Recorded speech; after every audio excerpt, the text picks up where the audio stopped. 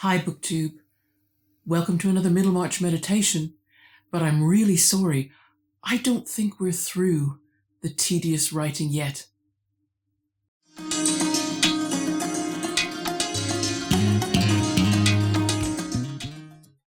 Yes, I really hoped that when we got to the bottom half of page 144, somewhere between there and 149, we would get to something with a little bit more drama, but not as such. What I'm finding still with the pages that we're going to cover today, and so I'm going to be merciful and try to cover them a little bit quicker to get to a bit of drama. I just feel that Eliot is making points that she has already made, or that she could probably make more effectively if she did so in a dramatic situation with dialogue and action. But for those who are nerdy among us, I still think we're going to find enough to get us through. And that's what I'm going to try and do, is give you a little bit of something to get your teeth into. So I'm just going to go back to the section that we read in the last episode, where it talked about the sudden light, the sudden intellectual passion that came upon Tertius Lidgett when he opened up the old encyclopedia in his home library and discovered these articles on anatomy, and in particular the valves of the heart. And this vista of possible new knowledge opened up to him, and he was excited. He knew that's where he had to go. And I was excited for him because I thought that's fantastic that he's got this focus. And I compared him with Dorothea, who didn't seem to know where her focus should be. Similarly, I wonder about Fred Vincy. Fred Vincy, it seems to me, if he's ever had a sort of a sudden light moment, unfortunately, it might have been his experience at university, where he realized that he was just a little manufacturing son minnow in a great ocean of giant fish called the sons of the aristocracy. And the passion that has infected him is a different one than Lidgett's. Lidgett's passion will lead naturally to study and to work. Fred Vincy's is envy, and so it's going to lead probably to a lot of inactivity, or the desperate attempt to become what isn't within his grasp immediately to become. But we know, as the book says at the end of the section that we finished, it says, "From that hour, Lydgate felt the growth of an intellectual passion." Now, this next section really just starts to expand on the whole nature of passions, and Lydgett's in particular. And that's why it's a little on the slow side. And I could understand if a reader, especially if you were coming pretty fresh to 19th century novels, that you would just hit this section and go, wow, where are we going? Is there going to be a lot of this? Because this is really tough reading. And it is, but we're going to go through it, and I'm going to try to explain the terms that might hold some people up or make them go, what? Give you a little bit of historical background, because there are a couple of really important historical figures that Eliot just mentions quickly, and I think they need a little bit more background, and that might give you a sense of what this passion would have been for a young man like Lidgett at the time that he lived. I think George Eliot is trying to make that point. If you had lived when Lidgett had lived, and you had had the passion he had, here is the prospect before you. Here is the promise. And so we carry on reading. "We are not afraid of telling over and over again how a man comes to fall in love with a woman and be wedded to her, or else be fatally parted from her.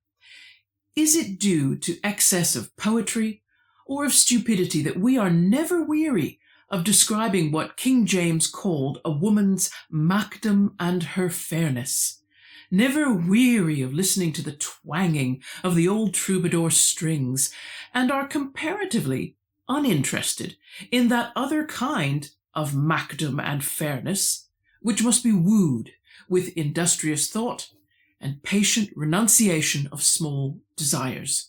In the story of this passion, too, the development varies. Sometimes it is the glorious marriage, sometimes frustration and final parting.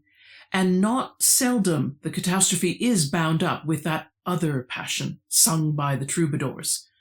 For in the multitude of middle-aged men who go about their vocations in a daily course determined for them much in the same way as the tie of their cravats, there is always a good number who once meant to shape their own deeds and alter the world a little. The story of their coming to be shapen after the average and fit to be packed by the gross is hardly ever told, even in their consciousness, for perhaps their ardor in generous, unpaid toil cooled as imperceptibly as the ardor of other youthful loves, till one day their earlier self walked like a ghost in its old home and made the new furniture ghastly. Nothing in the world more subtle than the process of their gradual change. In the beginning, they inhaled it unknowingly. You and I may have sent some of our breath towards infecting them when we uttered our conforming falsities or drew our silly conclusions. Or perhaps it came with the vibrations from a woman's glance. Let's unpack. It might help a little bit because that just seemed really heavy. Eliot, or her narrator, but it's even Rosemary Ashton admits that Eliot is the least invisible in her books. You really do feel her coming through. So we'll assume, maybe dangerously, that this might be her. She's comparing romantic love, which has so much power to inspire us, to hold us, to grab our attention. And she compares it with the love that she's trying to tell us Lidgett has, this love of a particular profession and accomplishments and discoveries in it. But of course, if you have that kind of dream for your career, you have to make a lot of sacrifices. And so you see that she says that there is another kind of macdom and fairness which must be wooed with industrious thought and patient renunciation of small desires. In other words, she said, if the love that you pursue is a particular dream career or ultimate personal goal, then you will have to put a lot of thought into what you do, and you will have to make some sacrifices here and there in order to achieve it. You won't be able to have everything else you want, and this love has got to come first in your life. And then I think she gets a little unfair in the next sentence. Personally, my opinion, please open up the comments and have at it. But when she says, that the multitude of middle-aged men who go about their vocations in a daily course determined for them, much in the same way as the tie of their cravats, there is always a good number who once meant to shape their own deeds and alter the world a little. So I think she's saying, amongst most men, there should be a number who meant to do something more than just the run-of-the-mill stuff. But what she seems to say happened to them, she said, the story of their coming to be shapen after the average and fit to be packed by the gross, just another of a just a manufactured product turned out, factory worker, factory worker, factory worker. Their consciousness for perhaps their ardor in generous unpaid toil cooled. And here is where I wanted to take her to task. I thought not everybody is free to choose whether they can do generous amounts of unpaid toil. And okay, we're comparing different times in history, but I think at all times in history, there have been men with the financial freedom to engage in unpaid work, and there have been other men who cannot. Simple as. She seems to be, I think, and Eliot, I feel, as I read her books, I'm wondering if I'll find this fault in her, is that she seems to forget that there is a population of people below her that simply don't have this choice, and that many of those, even at her level, can have that choice taken away from them quite easily. The ability to afford to do generous amounts of unpaid work depends on who you are. It really does. It really does. So she seems to be saying, well, we rob, these men rob themselves of their passion because they lose the ability to do unpaid work willingly. But also she said, maybe we rob them. And it's this section where she says, nothing in the world more subtle than the process of gradual change. In the beginning, they inhaled it unknowingly. You and I may have sent some of our breath toward infecting them. Interesting, she uses a medical metaphor here, that we infect other people's ability to pursue their dream when we utter conforming falsities. Maybe you should do something safe, whether somebody is really up to a particular type of job. I mean, how many times have you heard it said, well, I don't know if you're really cut out for that. I think you should choose something safer, something that, gets you a regular paycheck. I think that's the kind of thinking that Eliot is talking about. But my feeling is it's very easy to condemn people who want to do this unusual thing. And particularly with scientific discovery in the early 19th century, it was mainly carried out by people who did have a source of income already, but their work was not onerous enough that they couldn't find spare time to do a lot of work that they weren't being paid for. Reading on.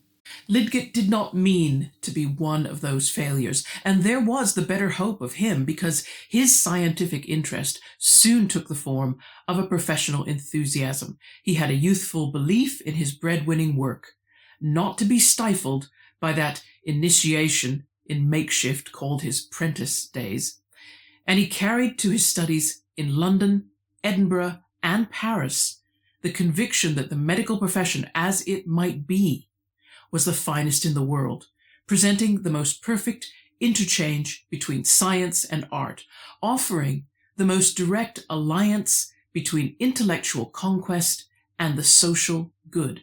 Lidgett's nature demanded this combination. He was an emotional creature with a flesh and blood sense of fellowship which withstood all the abstractions of special study. He cared not only for cases, but for John and Elizabeth, especially Elizabeth. I am reminded, when I think at the beginning of this section 8, that really all of Eliot's talk previously about people losing their ardor for generous unpaid toil, that yes, she may have been making a general statement, but really this is the statement about Lidgett. And I have to bear that in mind. This is really all talking about Lidgett, because she's foreshadowing Lidgett's fall by saying here, Lidgett did not mean to be one of those failures. Now, the point being, he obviously is going to be. We don't know how yet, but she's setting us up for that. And she talks about how different he was in his youth because he wasn't put off by that initiation in makeshift called his prentice days, which is, of course, speaking of the apprenticeship that he had with another country surgeon. And of course, that would have been a completely unscientific working with a man who may or may not have had any real knowledge of medicine or anatomy. Who knows? There were no standards, so he might have had something good, bad, in between. And Eliot will comment on that a little further on. The whole situation in England medically, again, in its entirety. And this is what I mean about this passage being a little on the repetitive side. I think it's also important to note that he took his studies to London, to Edinburgh, and to Paris. This is important because Edinburgh and Paris in particular had the better reputation for scientific integrity, for progress in scientific learning, and particularly at university level. If you wanted to study medicine properly, you went to Scotland. You did not study at Cambridge or Oxford. She's going to make that point a little later in the text, but I'll make it now so that you can see it coming. And then I think what's interesting is how she talks about Lidgett's temperament, that he loved medicine because he saw it as an alliance between intellectual conquest and the social good. Lidgett's nature demanded this combination. The funny thing is, I would say, so does Dorothea Brooks. She also needs intellectual conquest combined with social good. These two are so close, closer than they realize. And I know I've seen it written, and those of you who know this book well and Eliot's work well will think, yeah, these two are drawn as much more as twins than they understand from their brief meeting that they've had with each other. And you may be wondering, why has she written the name Oliver Sacks at the bottom of this paragraph? You're thinking, is she associating that with the phrase, especially Elizabeth, that I've colored in? No, I'm associating it with the word cases directly above, because it does seem that what Eliot is trying to say, somewhat in Tertius Lidgett's favor, but also a little ironical, was that he did care about his patients. He just cared a little bit more about the female ones. Now, I'm not trying to say that has anything to do with Oliver Sacks, but in his book, The Man Who Mistook His Wife for a Hat, which I'd love to read to you, but unfortunately, I've got it on my mobile phone as an ebook, and I can't read the ebook and video myself at the same time. So, but for pages 12 and 13, in the introduction to the book, he talks about how it had been common practice in psychiatric and neurological medicine to just think of people as cases, to think of all the symptoms and try to think of them in some kind of overall overriding way, as opposed to thinking of each case individually. And he feels that he changed that. He changed that by getting people to write more copious case notes on the individual's symptoms, rather than just trying to find a diagnosis that they fit under. And I think that Tertius Lidgett and Oliver Sacks, in that way, and I think in that way only, are similar. We read on.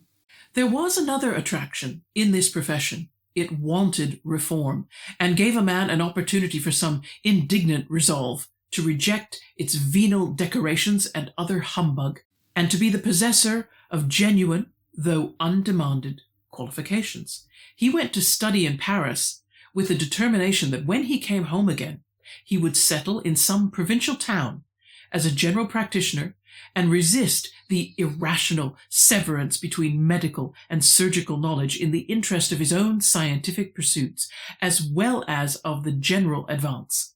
He would keep away from the range of London intrigues, jealousies, and social truckling, and win celebrity, however slowly, as Jenner had done, by the independent value of his work.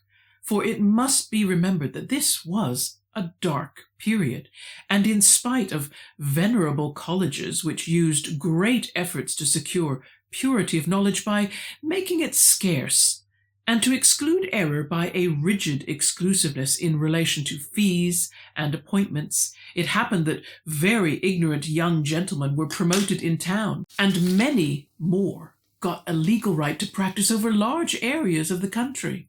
Also, the high standard held up to the public mind by the College of Physicians, which gave its peculiar sanction to the expensive and highly rarefied medical instruction obtained by graduates of Oxford and Cambridge, did not hinder quackery from having an excellent time of it, for since professional practice chiefly consisted in giving a great many drugs, the public inferred that it might be better off with more drugs still if they could only be got cheaply, and hence swallowed large cubic measures of physic, prescribed by unscrupulous ignorance which had taken no degrees.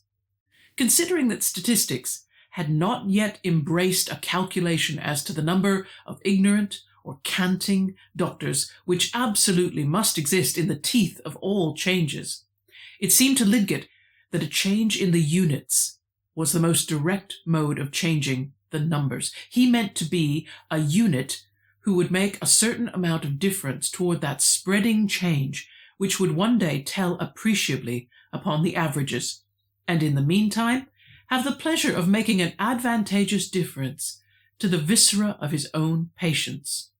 But he did not simply aim at a more genuine kind of practice than was common. He was ambitious for a wider effect. He was fired with the possibility that he might work out the proof of an anatomical conception and make a link in the chain of discovery. So much here. Lidgett's passion is now being divided into two different areas of interest. First, he wants to be a person who reforms the English system as it is. No problem there, plenty of room for it, as this passage has clearly said. And he wants to stop, and you see I've underlined there, the irrational severance between medical and surgical knowledge. And I mentioned this in the last episode, that there were physicians who were theoretical, so they would be the medical part. They would be talking about what is medicine, what constitutes good treatment, what are the different kinds of diseases. They would be dealing purely at that level. And then there was the surgeon, the surgical level of knowledge, which was actually supposed to understand how to treat these illnesses. It seems strange to separate them out, but they were separated out. And then he talks about how he was going to keep away from London because he felt that London was full of intrigues and jealousies and a lot of people trying to just please people. Social truckling. Truckling kind of means creeping or sycophancy, that kind of flattering, oily, clingy, trying to get favor from other people. It's that sort of word. He wants to imitate Edward Jenner. And we should talk about Jenner. Edward Jenner refined and changed the process of giving people immunity from smallpox. And he did this. He wasn't the first person to discover that you could be immunized against smallpox. Lady Worley Montagu, who had lived with her husband in Constantinople, what is now Istanbul in Turkey, she was a first-hand witness of the fact that the Ottoman Turks practiced a form of immunization, which is called, I've got to get this right because it had a special term. It wasn't immunization, it was variolation. And it simply meant that you scratched the skin and then you applied to that scratch a little bit of dried, powdered, smallpox taken from the pustules that would arise on an infected patient's skin. And that was called variolation. And it did give immunity. And Lady Worley Montagu was very brave, not only had herself immunized, but had her two sons, young sons, immunized as well while they were living in Turkey. And then when she returned to England, she campaigned for the English to do the same. And that was because smallpox deaths, the rate of death was frightening. We don't know it now because the disease has all but disappeared. But the rate of death from infection by smallpox was about 30%. If you were exposed to the virus, you had a high chance of getting it if you weren't immune, and you had a 30% chance of dying. And year on year in Europe, 400,000 people died from smallpox in the late 18th century. And Jenner began to look at some way of proving that it was worth working out an immunization program for everyone. He needed to prove that what was actually happening when you exposed someone to a virus was protecting them from that virus. He had to prove that first, but he also had to come up with a type of immunization that would cause a smaller reaction, because there was just under a 2% chance that when you were immunized using the variolation method, that you would still come down with smallpox severely enough to die from it. So you were only reducing the probability of death from 30% to 2%. And I say only, that is astounding. And it was still fantastic, and still meant that in parts of the world that were ruled by the Ottoman Empire, smallpox was really not the same kind of problem that it was in Europe. What Jenner did was use the infection cowpox. It was a slightly different virus, but it was very similar to the smallpox virus. And he used that instead to develop his vaccine, and he proved that it was effective by using his own son and also another young child. And so he had these two young boys inoculated using a cowpox virus, which was a much milder virus. This was the thing too. Cowpox would make you feel a little unwell, but it was not deadly to humans the way smallpox was. So he allowed the boys to experience symptoms of cowpox, to recover, and then what he did was infected them directly with the smallpox virus, which is incredibly, it's something that you could only do in the early 19th century. You could not do this now. But he did it because he was convinced that he was correct, and neither boy reacted at all to the smallpox virus, even though they were directly exposed. And he published his papers regarding this to the Royal Society, and with some backing, he was able to do further tests. Other people did work to verify what he'd done, and eventually then the government, the Parliament, King George gave him a grant to cover all the work that he'd done, and then of course smallpox vaccination became law in the UK. Everyone was inoculated, and the disease virtually disappeared in a few years' time. So if Lidcott is trying to model himself on Jenner, wow, there's a role model. There's a role model. But fine, it shows that he had that kind of ambition. And then Eliot goes on to really just poke fun at the state of medical education in England, when she talks about the venerable colleges which used great efforts to secure purity of knowledge by making it scarce, and to exclude error by a rigid exclusiveness in relation to fees and appointments. It means they were just creating a very elite system where only a few people could get in. Whether they were capable or not, that wasn't necessarily the benchmark. And then, of course, she goes on to say, at the top of page 146, about the College of Physicians, which gave its peculiar, and she means peculiar in the way you think, strange, inexplicable sanction to the expensive and highly rarefied medical instruction. That is the most ironic phrase of all. There was no medical instruction for graduates of Oxford and Cambridge. If you wanted medical instruction, you needed to cross the border into Scotland and attend St. Andrew's University, which Jenner did. And then she goes on to talk about how, in spite all these highly educated men from Oxford and Cambridge, there was still plenty of quackery around, and people seemed to put more confidence in drugs, in the drugs they were given to treat their illnesses. And of course, that meant that they didn't go to physicians because physicians were expensive, and so were country doctors. They sometimes went straight to apothecaries who were not at all educated, had no particularly recognized qualification, because they could get their drugs most cheaply that way. So you could see the conflict between trying to do social good, trying to make sure that people could obtain medicines reasonably, and where medical knowledge was, which was all concentrated in the hands of people that would be very expensive, and therefore most people couldn't get their advice. If there was something better than a drug, most people couldn't afford to find out. We read on. Does it seem incongruous to you that a Middlemarch surgeon should dream of himself as a discoverer? Most of us indeed know little of the great originators until they have been lifted up among the constellations and already rule our fates.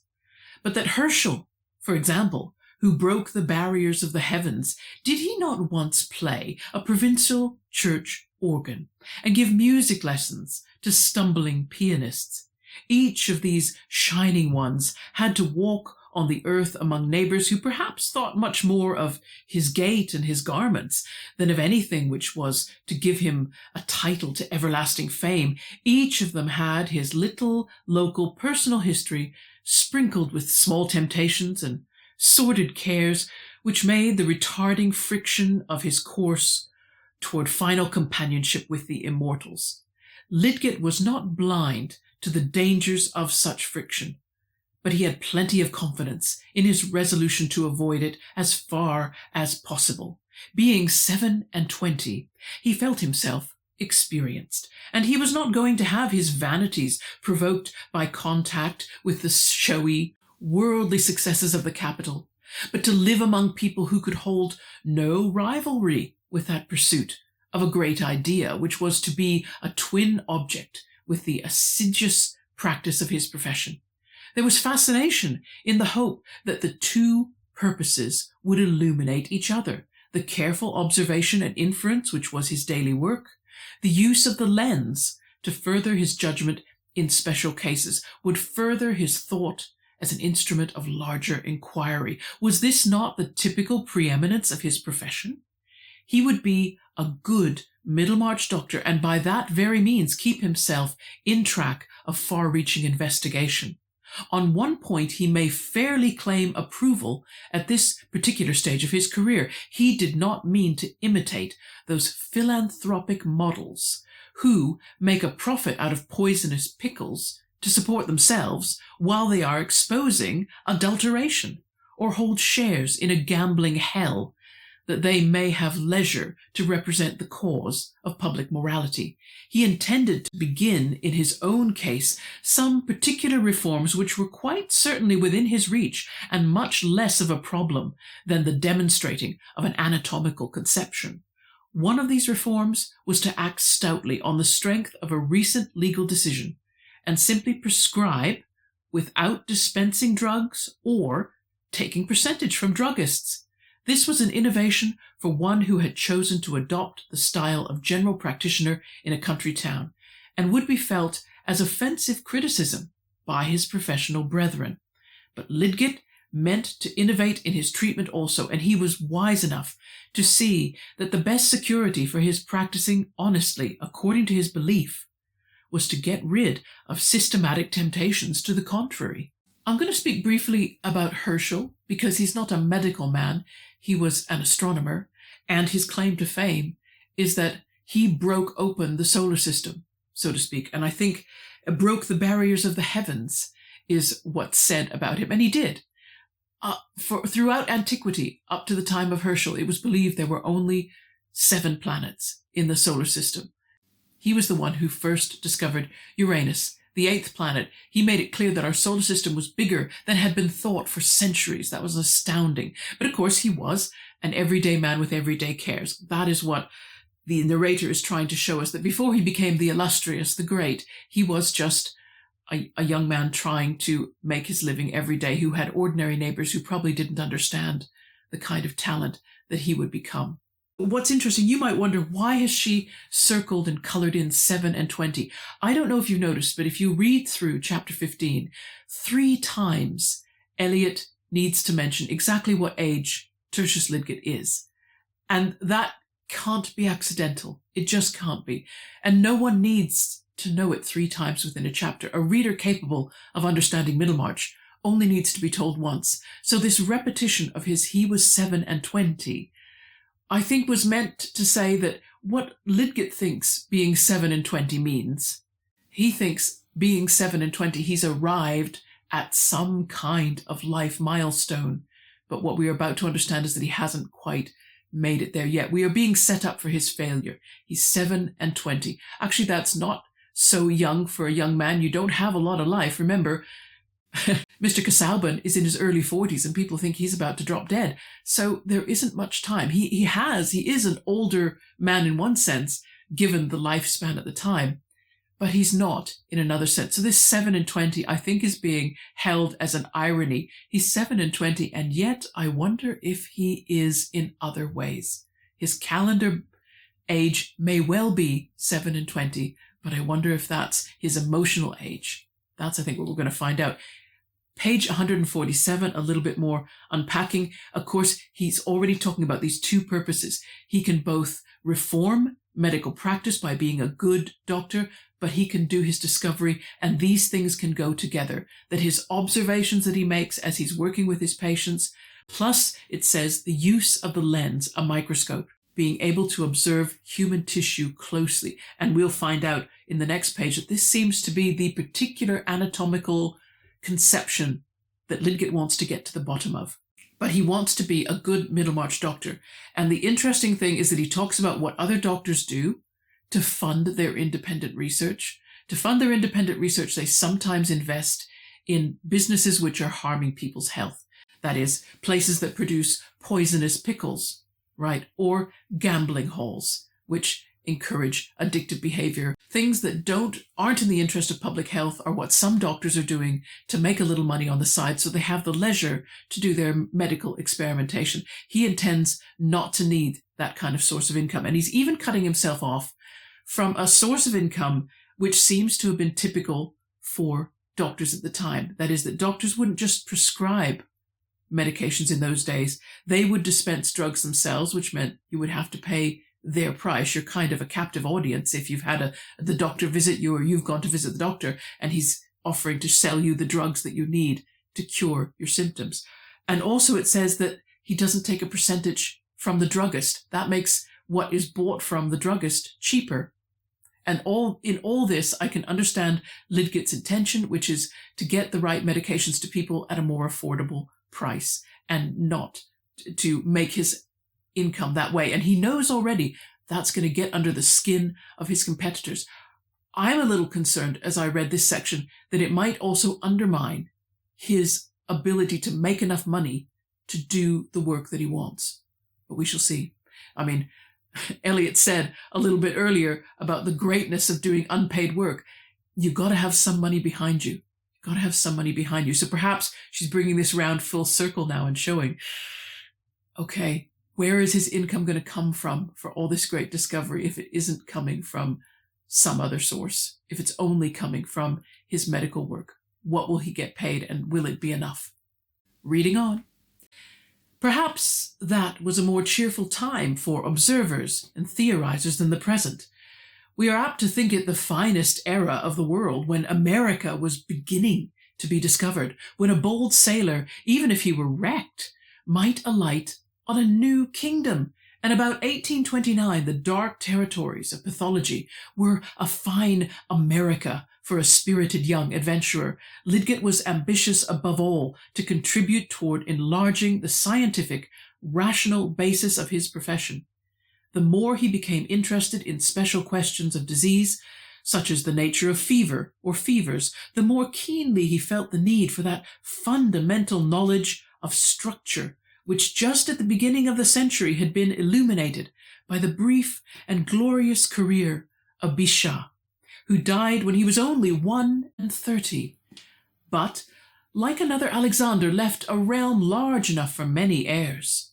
That great Frenchman first carried out the conception that living bodies, fundamentally considered, are not associations of organs which can be understood by studying them first apart and then, as it were, federally, but must be regarded as consisting of certain primary webs or tissues out of which the various organs, brain, heart, lungs, and so on, are compacted, as the various accommodations of a house are built up in various proportions of wood, iron, stone, brick, zinc, and the rest, each material having its peculiar composition and proportions. No man, one sees, can understand and estimate the entire structure or its parts.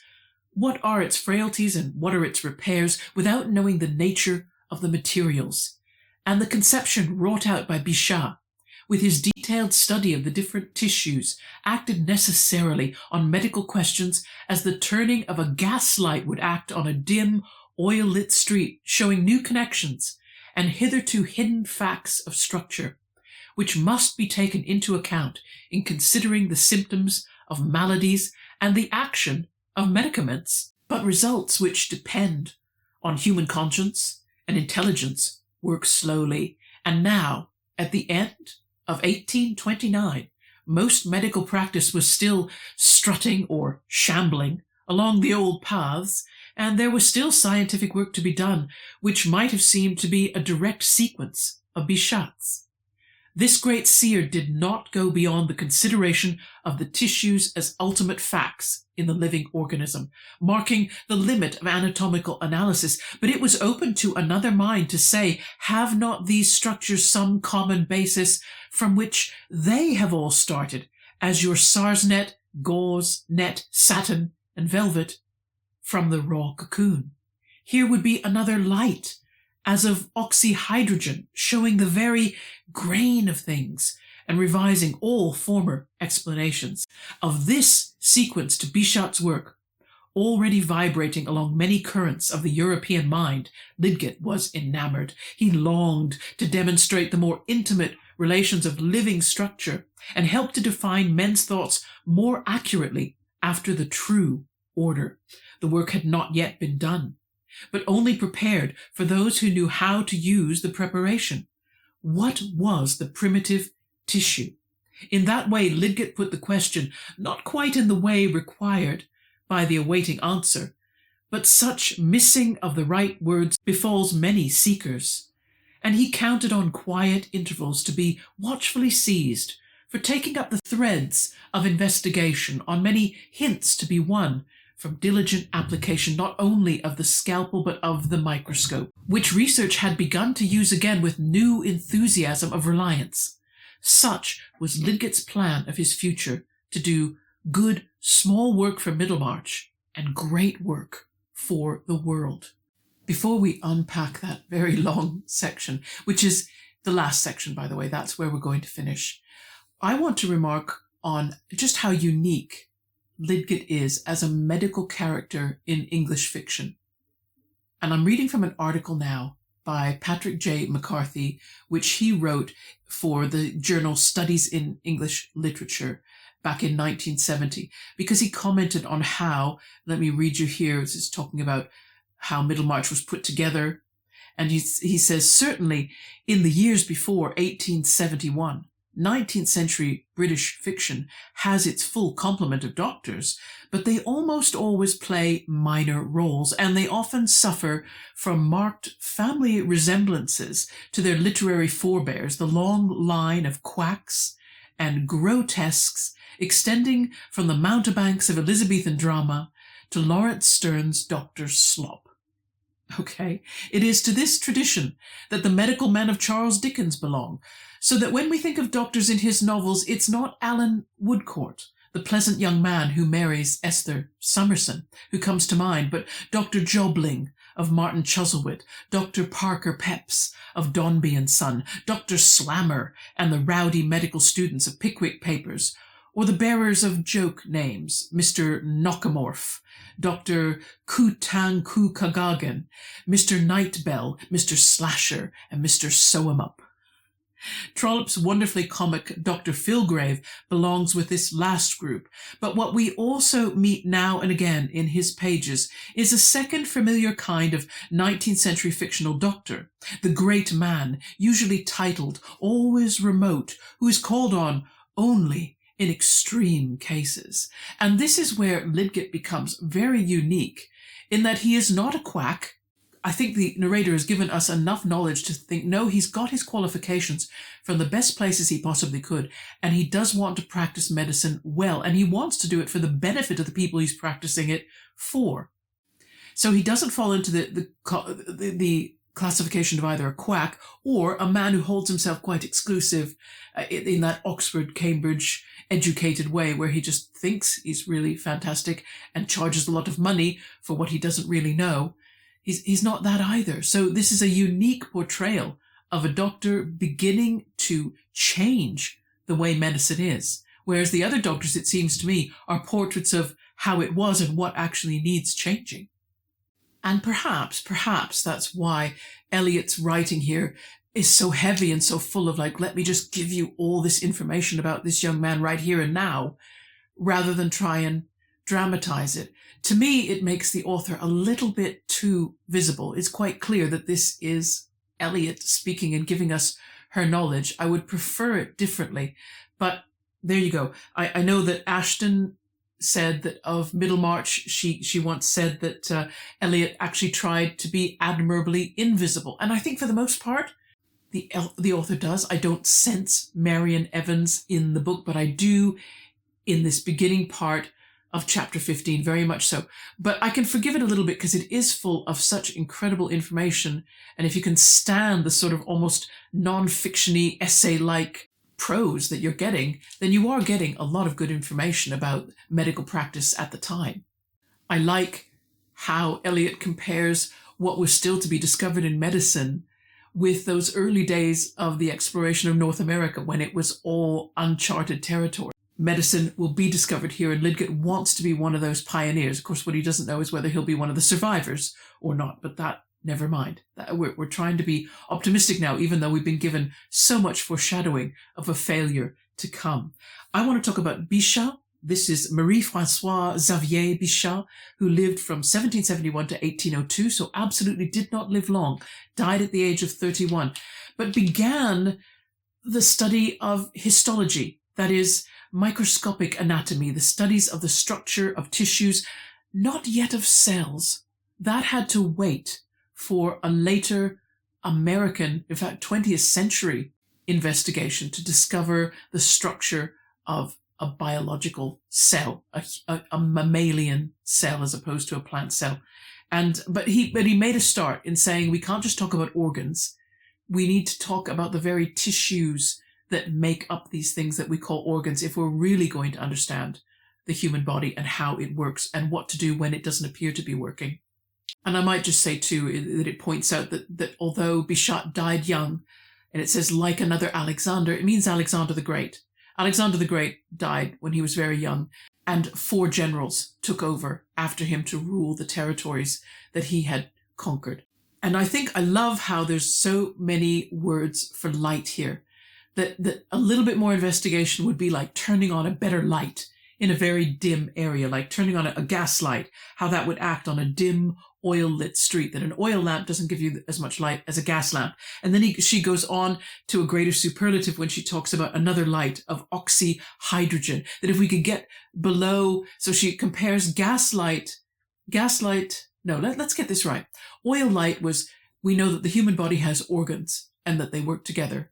Shining gas light on says, we know these organs are made up of tissue, and that these tissues are important to understand. And then the oxyhydrogen light is, we know that these tissues, there must be yet a more fundamental, or I think Eliot calls it a more primitive tissue. That is, the tissue must be made up of something else, and we need to get down to that level. That's the oxyhydrogen light, the light that is so bright that you can get down to things at a very small scale. And this is where Lidgett's passion is. And it's a lovely thing to have a passion about, especially because in 1829, no one understood the existence of cells or how they functioned. The operation of the whole concept was simply not there.